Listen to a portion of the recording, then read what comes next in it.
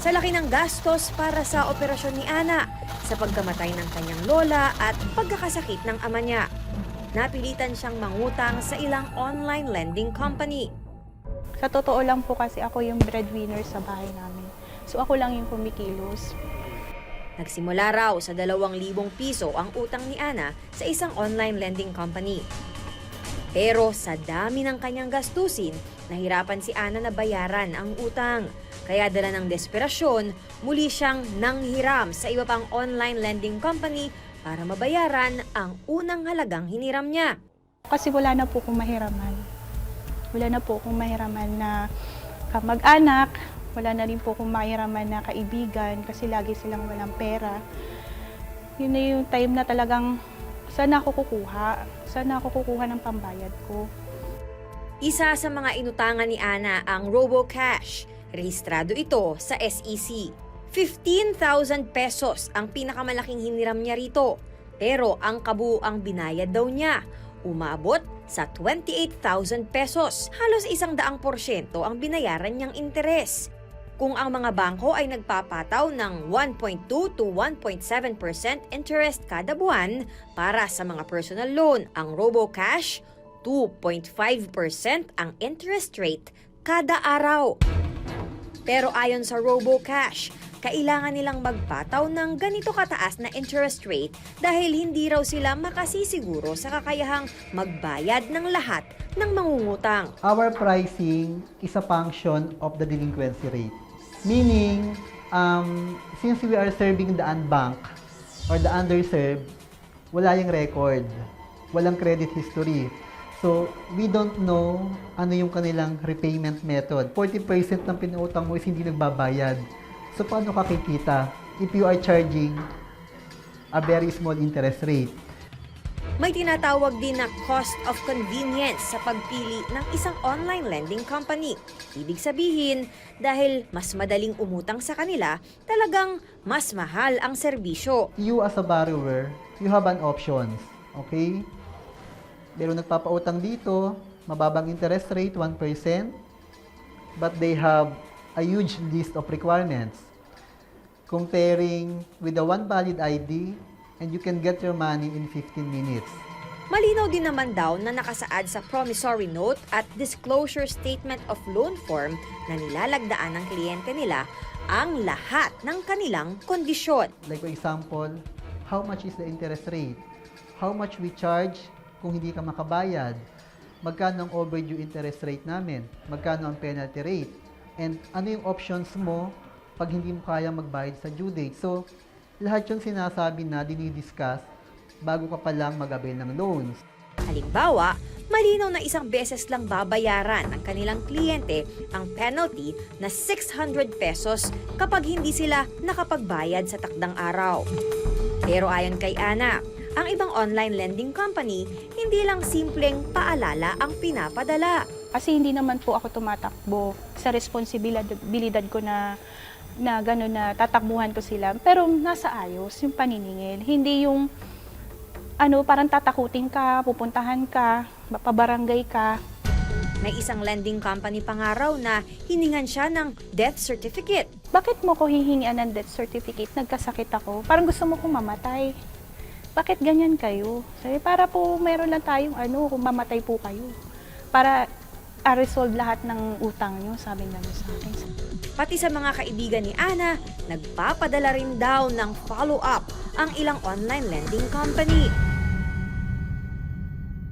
Pero depensa ng RoboCash, labag sa kanilang patakaran ang pangha-harass sa mga kliyente. We're not using those contacts in terms of calling all those references kung hindi makabayad yung kliyente namin. Ang tinatawagan lang namin is kung sino yung declared references which initiated ng mga customer namin through our application form. Hindi rin daw nila kinukonsinti ang mga collection agent na lumalabag sa kanilang polisiya. We have sanctions if it was happening, like for example, for our internal collections. So, they can be subject for dismissal or it can be subject for a reduction on their monthly KPIs. And for our external agencies, they can be subject for a termination of the contract or no payment for the collection fee. Dahil daw sa kanyang karanasan sa ilang online lending company, nakaramdam ng matinding depresyon si Ana. Minsan nga naisip ko pag nasa bahay lang ako mag-isa, sabi ko mapakamatay na lang kaya ako. Para, alam mo yun, parang hindi na nila ako gambalain. Yung tipong ayaw na, wala na akong maririnig na mga sounds ng cellphone. Pero nang mapanood daw ni Ana ang video ni Mary Grace sa Facebook, nagkaroon siya ng lakas ng loob. Dahil dito, sumali siya sa grupo ni na Mary Grace na Loan Shark Victims para makahanap ng suporta at tulong. I went live po after they harassed me. So, nag-live po ako dahil sa sobrang sama ng loob ko. And I know naman po na wala ako talagang ginawa against doon. I mean, hindi naman po ako nag-overdo eh. Maintindihan ko po kung haharasin nila ako kung after the due date or something. Ate mo na, ang ibig mo sabihin, binayaran mo ang utang? Hindi ko po nga nabayaran. It's because natakot na po ako, na-trauma po ako from what I've mga na-receive ko na po na message. Minumura na po ako. Sinasabihan po akong pokpok ako magnanak. Sorry po. Oh, and then, nung sinabi sa'yo yun, anong ginawa mo? That was the first time. Tapos kasi may threat po na ipaparin po. Sorry. Magkano ang... It's just for 1,650. Kasi ganito po yun, when you enter the apps. 1,650? Ganyan na ang trato sa inyo? Yes po. Magkano ang hiniram mo? Kasi sila po yung magde-declare kung magkano po yung amount when you enter. If you're approved, then may lalabas pong amount, how much will it be? Tapos po, pag umokay po kayo, 1,650 na lang po yung makukuha nyo. And then afterwards, babalik nyo po sa kanila yun ng doble po. Within 10 days po. I'm willing to pay po. Kaya lang, nung 2 days before pa lang, yung nakakatanggap ka na ng tawag, tapos minumura yung mga contacts mo. Tapos yung dati ko pong supervisor, naka-close ko, naka-receive po siya. Sabi ko, hindi ko po kayo dinadamay kasi wala naman po akong dinadamay. Nadamay po siya, tapos tinatakot siya, nakakasuhan din daw po siya. I was like, paano mangyari yun? Hindi naman po kayo co-maker because I know what is co-maker. And hindi ko rin kayo ginawang reference. Sa mga kapuso, ito nangyari. Utang siya ng 3,000. Ang dami-daming fees. Well, the service fee was 1,020. The interest was 330. Naging 1,650 na lang ang binigay sa kanya. Ang kailangan niyang ibalik after 10 days is 3,000 pesos. You had to pay 45%. Meron bang ganyan? I mean, did you know that this was going on? We are aware po na there have been very high interest rates, which is that's why nga po nag-reach out din po kami. We have been coordinating with the central bank, the Bangko Sentral ng Pilipinas. We've been recommending, the commission has been recommending, no, na baka we need to set a cap na on interest rates in relation, in particular to consumer loans. Did you know that your effective interest rate was 40%? No po. 45%? No po. Isn't there something in the Banking Act that when you lend something to somebody, that person must know what the Truth in effective Lending rate Act po. of interest is? Apo, that's the Truth in Lending Act And po. why are these lending companies not following that? Well, yung mga ganun na violations din po kasi, you can also file a separate complaint with us as well.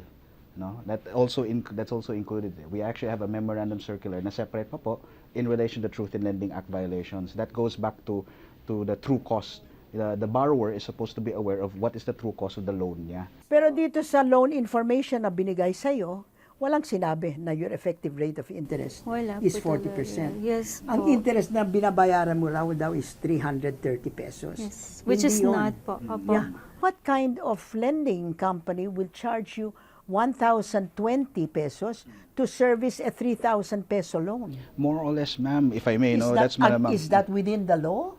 Well, wala po kasing cap nga, ma'am, as I was saying. No? So, Hindi nila sinasabing interest, sinasabi lang service fee.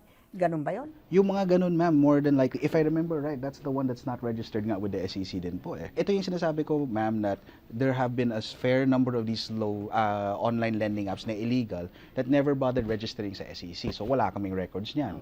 Wala din silang certificate of authority, yung secondary license. The commission is currently investigating a lot of these naman po talaga. No, whether or not we will ek out sanctions later on, marami po din naman yan. Ay, foresee ko, we are aware na marami na talagang alanganin na lending companies. Which is why we've been issuing out, as I mentioned earlier, din marami na kaming cease and desist orders. So for some of these na sinasabi niyo po that supposedly are operating there, no, na alanganin po lahat, we've been issuing out consistently cease and desist orders. 40% in 10 days without compounding is 120% a month, which means that over 12 months, it's going to be 1,440%. Jesus, Mary, and Joseph, she would, you know, the effect is that she would have to pay 10 times more What or you were 14 doing. times more. I see that naman din. Unbelievable. What I cannot understand is, no offense to you, Kelvin, bakit parang patay-patay yung SEC hanggang hindi nag-complain? Hindi naman patay-patay. If I may, ma'am, since 2017, the SEC has revoked the certificate of registration to operate as a corporation of 2,081 lending companies. Oo, pero ito And then this hindi year, online. Hindi pa online kasi the online at the time as of mga 2016, 2017, hindi pa nga masyado thing. No? And then yung sa this year alone, we've revoked the certificate of registration to operate as a company of mga 837. No, but So we've been very active. And then aside from that nga, naglabas pa kami ng cease and desist orders. Essentially the cease and desist orders these people na bawal na sila, these apps na bawal na sila mag-operate. Mga roughly 30 na ngayon. We have another couple of batches coming in, so we foresee na lalaki pa yung number o na cease and desist namin ng mga lending companies. So ang mga na online lending ang companies na illegal. makaka-operate lang ang those who are registered with the us. SEC. Correct. There is now something called the Memorandum Circular number 18 ng SEC. No, that Memorandum Circular refers to unfair debt collection practices. Prohibition na po. We are prohibiting unfair debt collection practices. It includes yung mga ganon, yung magpapasok po sila to your phone book, get all the info, and then harassing them using threats, may magmumura. Bawal po yun. In that situation nga, I strongly encourage her magpunta sa amin sa SEC, mag-file po sa amin ng complaint, formal complaint as against the lending app. Form ka ng group. Nung nag-live po ako, ang dami pong nag-message sa akin. Hanggang sa naisip ko, why not? Let me help these people also. So 6,000 messages, tapos nag-form ka ng loan group, 100 people came. Mga 150 po. Ano ang objective ng inyong loan shark victims? Akin po kasi, to make them aware of what is happening. Why don't you just pay them and be done with it? Ang akin po kasi parang naisip ko na kulang pong kabayaran yung pamamahiya at pagsasabi ng mga ganong salita sa halagang hiniram ko lang. What can the government through the SEC do to help these people? We have grounds now to fine, heavy penalties of fine, na up to 1 million pesos na nga yata, if I recall correctly. We can also suspend the lending company if it is connected to a lending company and revoke the certificate of registration as a company as well. Pwede din, once they download the form, fill it up, they can also email it to us. Meron din po, it's there within the SEC website, nakasulat din po saan po pwede email. And I also suggest, if I may, ma'am, no, separate from us, kasi it's not just us, no, based on yung discussion na yan, mukhang may data privacy violation. She could actually also go to the National Privacy Commission po eh. May investigasyon na nangyayari sa Complaints and Investigation Division ng Komisyon at meron din yung Commission and Bank. Meron na rin ho kaming mga reklamong na mediate, kumbaga meron din hong mga nagreklamo na kung saan nakipag-mediate ang mga online lending apps na ito. Allowed ho rin ho iyon sa aming rules na mag-mediate sila.